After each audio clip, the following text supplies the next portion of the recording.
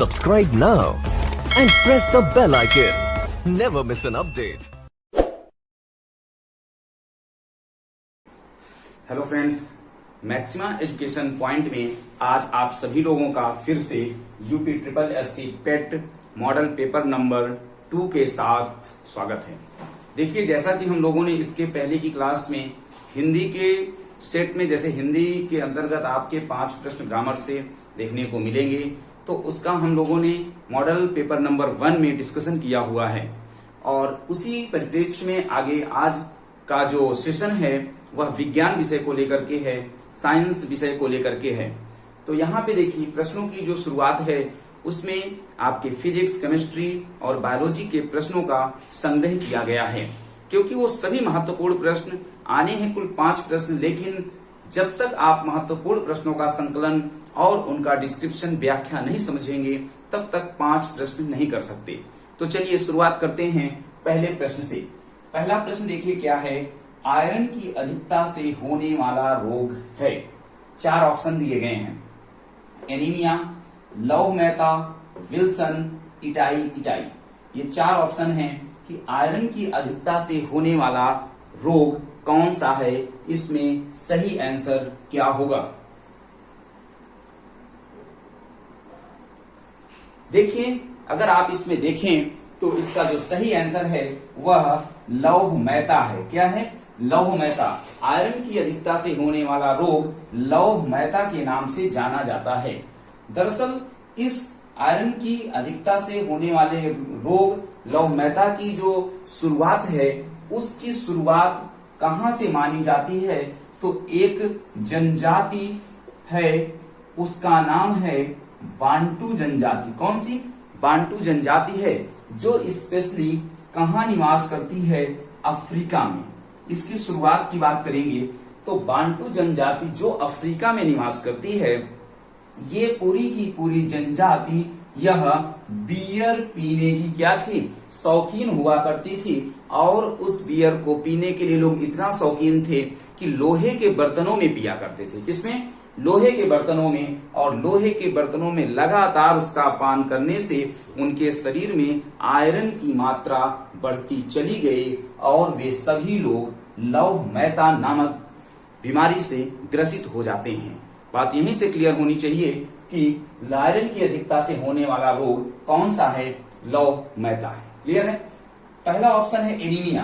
Anaemia रोग जो है वह शरीर में आयरन की कमी से होने वाला रोग है। आयरन की कमी से होने वाला रोग कौन सा है? एनीमिया रोग आयरन की कमी से होने वाला रोग है। और यह स्पेशली B6, B9 और B12 की कमी से होता है। चौथा ऑप्शन है इटाई इटाई। जब कैडमियम धातु की मात्रा अधिक हो जाती है, अर्थात कैडमियम के कारण होने वाला रोग कौन सा है? Itai itai. तो अकॉर्डिंग टू प्रश्न सही आंसर क्या होगा? लौह मेहता हो जाएगा। चलिए प्रश्न संख्या 2, सही सुमेलित करिए। इधर राशियां दी गई हैं और इधर मात्रक बताए गए हैं। ज्योति तीव्रता, विद्युत धारा, नॉटिकल लंबाई, दूरी, कैंडिला, मीटर, एम्पियर। इनमें आप बताएंगे कि किसका मिलान किसके साथ होगा। चलिए देखेंगे। सबसे पहले आप इसमें किस प्रकार से मिलान करते हैं। जो चीजें आपको आ रही हैं उनका मिलान पहले कर लेते हैं और बची हुई राशियों को उसके बाद हम लोग बचे हुए प्रश्न से मिला देते हैं। तो देखिए, जैसा कि आप लोग जानते हैं कि विद्युत धारा का मात्रक क्या होता है? तो एम्पियर होता है। आपने पढ़ा है राशियों में मोल राशियां। मोल राशियों की संख्या 7 होती है, उसके साथ मात्रक भी होते हैं। तो वहां से आपने देखा कि विद्युत धारा का मात्रक क्या है? एम्पियर होता है। दूसरा, जब आपने 7 राशियां पढ़ी तो आपने देखा कि ज्योति तीव्रता का मात्रक क्या होता है? कैंडिला होता है। साथ ही साथ नॉटिकल मील दूरी के लिए प्रयोग किया जाता है और लंबाई का संबंध किससे है? मीटर से है। तो क्वेश्चन नंबर 2 के सभी ऑप्शंस इसमें आप देख सकते हैं। तो यहां पास आपने देखा कि यह किस प्रकार से, कितनी आसान तरीके से मिलान हो रहा है। चलिए महत्वपूर्ण तीसरे प्रश्न की ओर आगे बढ़ते हैं। यह बायोलॉजी से है। लाइसोसोम पाए जाते हैं। 4 ऑप्शन, उपापचय एंजाइम में, श्वसन एंजाइम में, ऑक्सीकरण एंजाइम में या फिर पाचक एंजाइम में? इसका सही आंसर देखेंगे। लाइसोसोम पाए जाते हैं, कहां पाए जाते हैं? इसका जो सही आंसर है वह होगा पाचक एंजाइम में। क्या होते हैं? पाचक एंजाइम में यह लाइसोसोम पाए जाते हैं। अब हम लोग इसका डिस्क्रिप्शन जब देखेंगे तो इस लाइसोसोम की खोज जो है डी डुबे ने की थी। किसने की थी? लाइसोसोम की खोज डी डुबे ने की थी। और इसके अंतर्गत आप ये समझ सकते हैं कि मनुष्य के कोशिका सेल सबसे इनिशियल पार्ट कह सकते हैं, ये कह सकते हैं कि बेसिक इकाई होती है, आधारभूत संरचना होती है जहां से शरीर का निर्माण होता है।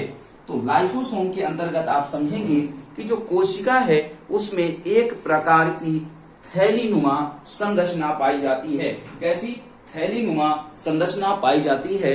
उसी संरचना को हम एंजाइम कहते हैं। क्या कहते हैं? एंजाइम कहते हैं। ध्यान देना है। और यह एंजाइम, प्रश्न आता है कि एंजाइम का क्या कार्य होता है? तो आप इस बात को समझेंगे कि एंजाइम का मुख्य कार्य पाचन होता है। क्या होता है? एंजाइम पाचन में सहायक होते हैं। फिर से प्रश्न आता है कि एंजाइम किसके बने होते हैं? कई बार ये प्रश्न आया है कि एंजाइम किसके बने होते हैं। तो इसका जो सही आंसर है वह एंजाइम प्रोटीन के बने होते हैं। किसके बने होते हैं? प्रोटीन के बने होते हैं। इसके साथ साथ आप देखेंगे कि लाइसोसोम को, एक प्रश्न है कि लाइसोसोम को और किस नाम से जाना जाता है? बहुत महत्वपूर्ण प्रश्न है। लाइसोसोम को हम आत्महत्या की थैली भी कहते हैं। क्या कहते हैं? आत्महत्या की थैली के नाम से भी हम इसे जानते हैं। लाइसोसोम को हम आत्महत्या की थैली भी कहते हैं। क्लियर है? चलिए प्रश्न संख्या 4 की ओर। डीएनए में कौन सा क्षारक नहीं पाया जाता? डीएनए में कौन सा क्षारक नहीं पाया जाता? साइटोसिन, एडेनिन, ग्वानिन और यूरेसिल। इस प्रकार से यह 4 ऑप्शन दिए गए हैं। आप बताएंगे इनमें से ऐसा कौन सा क्षारक है जो डीएनए में नहीं पाया जाता? चलिए बताइए। इसके पहले आपको यह जानना पड़ेगा कि इसका सही आंसर है यूरेसिल। डीएनए में मुख्य रूप से कुल 4 प्रकार के क्षारक पाए जाते हैं। साइटोसिन, एडेनिन, ग्वानिन और थायमिन। कौन सा? थायमिन। यह 4 प्रकार के क्षारक डीएनए में पाए जाते हैं। तो थायमिन के जगह में क्या आ गया है? यूरेसिल शब्द आया हुआ है। इस तरीके से आपका सही आंसर यूरेसिल हो जाएगा। Question number 5।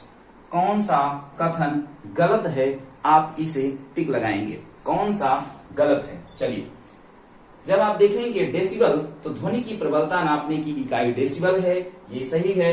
अश्वशक्ति शक्ति की इकाई, ये भी सही है। समुद्री मील नौ संचालन के लिए प्रयुक्त होने वाला दूरी है, यह भी सही है। सेल्सियस ऊष्मा की इकाई, यह ऑप्शन एकदम से गलत है। दरअसल Celsius, degree Celsius, Fahrenheit, kelvin और इसके साथ साथ र्यूमर, ये जो 4 यूनिटें हैं यह हमेशा तापमान के मापन के लिए प्रयोग की जाती हैं। किसके लिए? तापमान के मापन के लिए प्रयोग की जाती हैं। ध्यान देना है। कभी कभी प्रश्न आता है र्यूमर का संबंध किससे है? तो यह तापमान के मापन से हैं। 4 हैं, डिग्री सेल्सियस, फारेनहाइट, केल्विन और र्यूमर। इस प्रकार से यह गलत होगा। तो ऊष्मा के लिए, ऊष्मा का जो संबंध है वह कैलोरी और जूल से होता है। किससे होता है? ऊष्मा का संबंध जूल और कैलोरी से होता है। अगले प्रश्न में यहाँ पे हम लोग देखेंगे कि वायुमंडल में अपेक्षिक घनत्व मापा जाता है। 4 ऑप्शन, हाइग्रोमीटर, लैक्टोमीटर और पोटेंशियोमीटर। इन 4 ऑप्शन में सही आंसर आपको बताना है। देखिए, वायुमंडल में जो अपेक्षिक घनत्व मापा जाता है वह हाइग्रोमीटर के द्वारा मापा जाता है। किसके द्वारा? हाइग्रोमीटर के द्वारा मापा जाता है।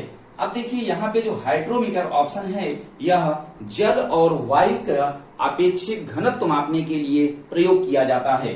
लैक्टोमीटर दूध की शुद्धता के मापन का एक प्रकार का यंत्र है। पोटेंशियोमीटर क्या है? यह विभव अंतर को स्थापित करने के लिए या विभव को नापने के लिए प्रयोग किया जाने वाला एक प्रकार का यंत्र है। चलिए अगला क्वेश्चन, पार्सेक व प्रकाश वर्ष किसके मात्रक हैं? ध्यान देना है, पार्सेक व प्रकाश वर्ष किसके मात्रक हैं? 4 ऑप्शन, समय, चुंबकीय बल, प्रकाश की चमक, दूरी। ये आपके पास ऑप्शन दिए गए हैं। पार्सेक व प्रकाश वर्ष सही आंसर है, दूरी के मात्रक हैं। किसके मात्रक हैं? दूरी के मात्रक हैं। इसी के साथ आपको यह पता होना चाहिए कि दूरी का सबसे बड़ा मात्रक क्या होता है? तो पार्सेक होता है। क्या होता है? पार्सेक होता है। आप सभी लोग कमेंट करके यह बताएंगे कि पार्सेक और प्रकाश वर्ष में क्या संबंध है या इनके बीच कौन सा सूत्र प्रयोग किया जाता है, क्या वैल्यू होती है। क्लियर है?